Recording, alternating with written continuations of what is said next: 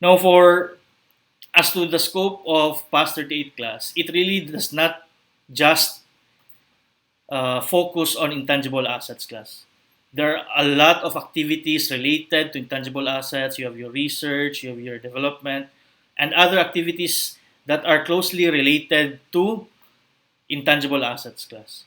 And Past 38 provide us with guidance on those other activities as well. Okay, so strictly speaking, the scope of Past 38 is not just as to the recognition, the measurement of intangible assets. It also gives us the rules and the treatments for other activities, business activities that are closely related to intangible assets. Okay, an important part in paragraph 4 here, class, which could easily be asked in examination questions class, is as to the treatment of a mixed asset class, an asset that exhibits both tangible and intangible components class. Okay, and the standard tells us that you will have to make a judgment as to the more significant element in the mixed asset class. The example given here is that if you have a computer software class for a computer controlled machine tool that cannot operate without the software, making the software an integral part of the hardware class, then the classification class would be a property, plant, and equipment. Supposedly, on its own class, the computer software would be an intangible asset. But if it has already been incorporated class on a physical asset, then everything, both the physical asset, the hardware, and the computer software class, which is supposedly an intangible asset, would already be governed by PAS 16, since it will now be classified as a property, plant, and equipment. Last part here, it says when the software is not an integral part of the related hardware, then the software may be treated separately as an intangible asset. Okay, so expect questions uh, wherein you would be asked, class, to identify is this an intangible asset or not. Okay, so of course it's understandable that an operating system is not a tangible asset. A computer software on its own is not a tangible asset, but understand that there can be instances wherein the intangible component will be absorbed in a physical asset class, thereby making the supposedly intangible asset not recognized as an intangible asset. Instead, it will be recognized as a tangible asset.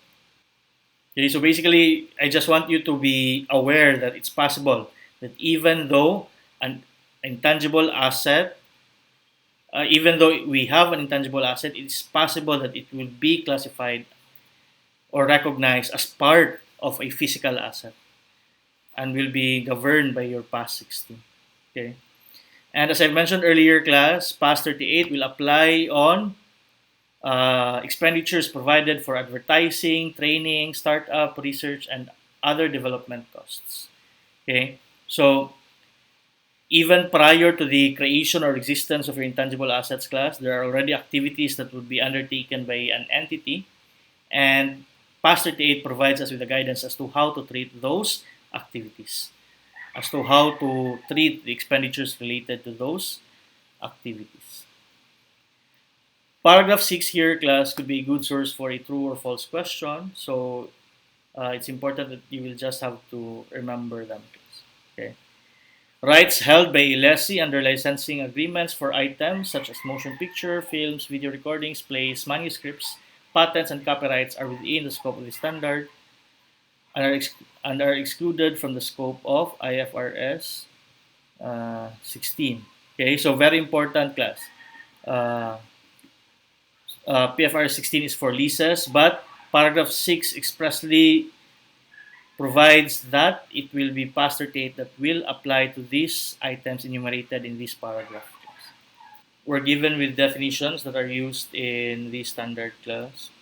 I will skip this class. I'll just share to you the discussion provided already for amortization, for carrying amount, depreciable amount, for development costs, and for research costs. Okay, but I'd like us to focus, class, on the definition provided for intangible asset. It says that this is very important. This should be part of your stock knowledge, class. An intangible asset is an identifiable non-monetary asset without physical substance. Okay, so uh, three important components here, class. Number one, an intangible asset must be identifiable. This is very important, class. Because just imagine an asset that cannot be perceived by your senses, class.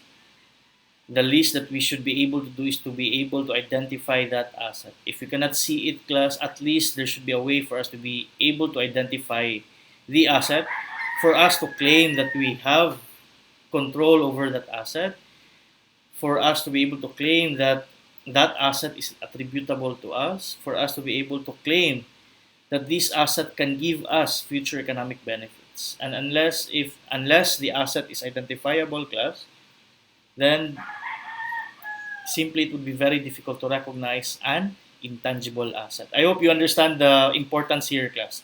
You have an asset that is not tangible, cannot be seen, cannot be perceived by your senses without physical substance. So, at the very least, the asset should be identifiable. And we will discuss later on as to when an intangible asset can be considered as identifiable. Second here, second important part of the definition, class, is that intangible assets are non-monetary assets. Okay, and below we are given with the definition for monetary assets. Monetary assets are money held and assets to be received in fixed or determinable amounts of money. Okay, so that's why our accounts receivable cannot be considered an intangible asset as far as PAS 38 is concerned, class, because accounts receivable is a monetary asset. Although intangible asset being an asset class is expected to provide us with economic benefits, but the economic benefits here, class, come in the form of the ability to make use of the asset. Okay, since we are able to use the asset to generate cash or other benefits, class, then it can be considered as an asset. Okay, so the ability of an intangible asset to generate cash is indirect. Okay, you cannot exchange your intangible asset, or you cannot use the asset. You cannot impose upon anyone to give you cash in exchange of your intangible asset. Although it can be sold, but it really does not represent a right to receive cash. Okay, so some students would find the concept of monetary and non-monetary confusing, class, because ultimately one can imagine that all assets are capable of providing cash, class. But just think of it this way: how is it able to provide cash? Is it being used to generate cash, or is it or does it represent a right to receive cash? If it's the latter, it is a monetary asset. If it's the former, then it would be an intangible asset. We'll also skip over research, class. I'll just share to you the discussion involving development and research.